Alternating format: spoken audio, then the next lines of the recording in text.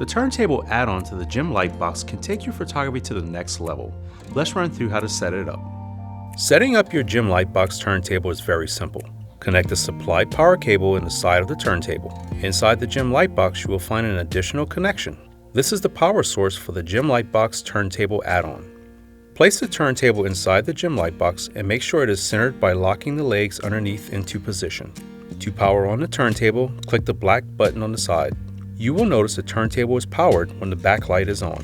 To connect your GemLightBox turntable, simply go to the GemLightBox application and make sure your Bluetooth is turned on.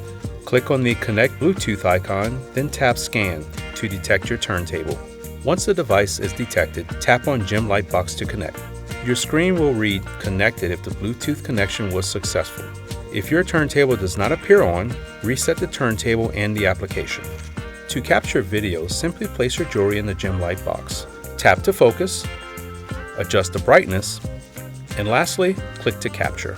We also have the option to create a 90-degree video where the turntable will stop at 90 degrees. This is usually used for gemstones and certain engagement rings. Get the turntable add-on to the GemLightBox today at Stuller.com/tools.